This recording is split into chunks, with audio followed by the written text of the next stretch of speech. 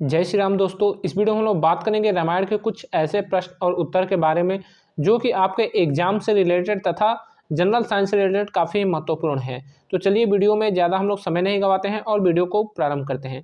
तो हमारा पहला जो क्वेश्चन है कि रामायण कालीन लवपुर का वर्तमान नाम क्या है। यानी कि रामायण कालीन जो लवपुर नामक एक शहर था उसका वर्तमान में नाम क्या है। तो उसका वर्तमान में नाम है लाहौर। और लाहौर वर्तमान स्थिति क्या है, तो लाहौर की वर्तमान स्थिति यह है कि यह पाकिस्तान जो देश है उसमें लाहौर नामक जगह है। दूसरा हमारा प्रश्न है कि रामायण की घटना किस युग से संबंधित है। जैसे कि महाभारत की घटना एक युग यानी कि द्वापर युग से संबंधित है, तो उसी तरह रामायण की घटना किस युग से संबंधित है, तो इसका आंसर हो जाएगा त्रेता युग। अगला क्वेश्चन है रामायण का प्रथम अध्याय का क्या नाम है। तो रामायण का जो प्रथम अध्याय है उसका नाम है बालकांड। और इससे अगला अध्याय कौन सा है, तो वो है अयोध्या कांड। तो रामायण में हमारा जो चाहे संस्कृत रामायण हो या फिर अवधि रामायण, इसमें कुल कितने अध्याय हैं, तो कुल 7 अध्याय हैं। रामचरितमानस में भी 7 है और जो वाल्मीकि की जो संस्कृत रामायण है उसमें भी 7 अध्याय है। लोग कहते हैं कि इसमें केवल 6 अध्याय है। 7वां अध्याय यानी कि जो उत्तर कांड है वो बाद में जोड़ा गया है। लेकिन वर्तमान समय में अगर आप रामचरितमानस खरीदें या फिर संस्कृत में जो वाल्मीकि जी की रामायण है उसको खरीदें तो आप दोनों में 7-7 अध्याय पाएंगे।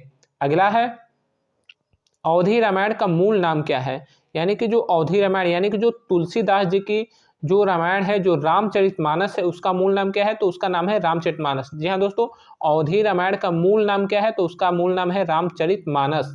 अवधि एक बोली है जबकि संस्कृत एक भाषा है। और संस्कृत की जो वाल्मीकि रामायण है उसका पूरा नाम क्या है, तो उसका नाम जो है वो रामायण है, यानी कि वह वाल्मीकि जी की रामायण है। और अवधि रामायण किसकी है, तो ये तुलसीदास जी की है। अगला है राम की प्रारंभिक शिक्षा कहाँ हुई थी। तो राम और लक्ष्मण भरत शत्रुघ्न इन चारों भाइयों की जो प्रारंभिक शिक्षा थी वह गुरु वशिष्ठ के आश्रम में हुई थी। गुरु वशिष्ठ जो राजा दशरथ थे उनके उपरोहित थे, तो उनके ही देख रेख में चारों भाइयों की शिक्षा दीक्षा हुई थी। अगला क्वेश्चन है कि दशरथ जी के पिताजी का क्या नाम था। यानी महाराज जो दशरथ है इनके पिताजी का नाम क्या था, तो इनके पिताजी का नाम था राजा अज। इनके पिताजी का नाम था अज, जिसे हम लोग सम्मानपूर्वक राजा अज कहते हैं।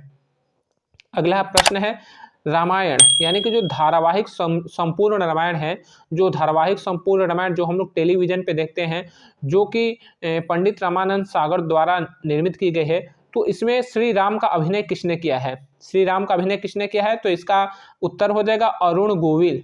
इसका उत्तर हो जाएगा अरुण गोविल, यानी कि जो अरुण गोविल नामक पात्र हैं इन्होंने श्री राम का अभिनय किया है। अगला हमारा प्रश्न है श्री भरत की माता जी का क्या नाम था।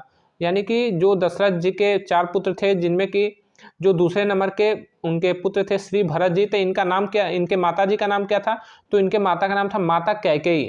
अगला क्वेश्चन है राम सेतु किन दो देशों को जोड़ता है। यानी कि जो राम जी ने लंका पे चढ़ाई के लिए जिस राम सेतु को निर्माण किया था, जिसे आज के समय में आदम सेतु या फिर एडम्स ब्रिज कहा जाता है, तो यह ब्रिज जो है, यह जो सेतु है किन 2 देशों को जोड़ता है, तो भारत और श्रीलंका, भारत और श्रीलंका दोनों देशों को जोड़ता है। या जोड़ता है नहीं, जोड़ता था हो जाएगा, क्योंकि 1480 तक इस सेतु पर लोग जो है पैदल आवाजाही करते थे, भारत से श्रीलंका, श्रीलंका से भारत पैदल ही आते जाते थे। लेकिन 1480 में एक ऐसे चक्रवात आया जिसने पूरी तरह से जो यह सेतु था इसको तहस नहस कर दिया। अगला हमारा प्रश्न है जासुराज प्रिय प्रजा दुखारी सो नृप अवश्य नरक अधिकारी। यानी कि यह एक जो है चौपाई है जो कि हमारे रामचरितमानस से लिया गया है। जासुराज प्रिय प्रजा दुखारी सो नृप अवश्य नरक अधिकारी में नृप शब्द का क्या अर्थ है। तो नृप शब्द का अर्थ हो जाता है राजा। यानी कि इस चौपाई का अर्थ होता है कि जिस देश के राजा के समय में उस देश की प्रजा दुखों से भरी होती है, उस देश का राजा नरक अधिकारी होता है, यानी कि नरक में जाने लायक होता है। अगला हमारा क्वेश्चन है रामचरितमानस में कुल कितने अध्याय हैं। यानी कि रामचरितमानस में कुल कितने खंड हैं, तो इसका आंसर हो जाएगा, इसका उत्तर हो जाएगा 7। इसमें 7 खंड है। और 7 खंड कौन कौन से हैं, तो वह है बाल कांड, और दूसरा है अयोध्या कांड, तीसरा है अरण्य कांड, चौथा है किष्किंधा कांड, पांचवा है सुंदर कांड, छठा है लंका कांड, और 7वां है आपका अंतिम कांड यानी कि उत्तर कांड। ठीक है, ये 7 कांड है, 7 खंड भी कहा जाता है, 7 अध्याय भी कहा जाता है। अगला हमारा प्रश्न है मेघनाथ किसकी उपाधि प्राप्त थी, यानी कि मेघनाथ को किसकी उपाधि प्राप्त थी। तो मेघनाथ को उपाधि प्राप्त थी इंद्रजीत की, क्योंकि मेघनाथ ने अपने समय में एक बार इंद्र को भी जीत लिया था। अगला हमारा प्रश्न है दशानन का क्या अर्थ होता है। तो दशानन का अर्थ होता है 10 मुखों वाला, और 10 मुखों वाला किसे कहा जाता है, तो वह रावण को कहा जाता है। अगला हमारा प्रश्न है श्री राम के अयोध्या आगमन पर किस त्योहार का उदय हुआ।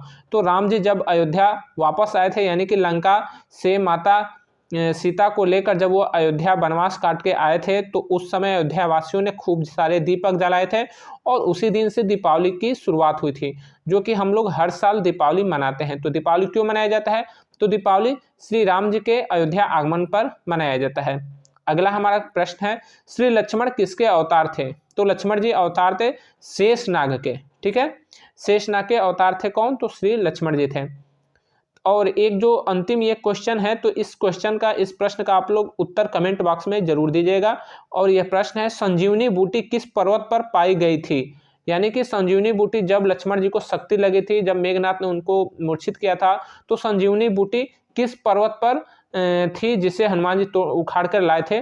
तो उस पर्वत का नाम आपको क्वेश्चन कमेंट बॉक्स में जरूर देना है। अगर आप लोग हमारे सारे एपिसोड देखेंगे इस रामायण से संबंधित, तो आपको आंसर मिल भी जाएंगे, यानी कि आपको उत्तर हमारे ही जो वीडियो है उनमें मिल जाएंगे। तो उम्मीद करूँ कि आपको हमारी जानकारी पसंद आई होगी। मिलेंगे अगले वीडियो में, तब तक के लिए जय श्री राम।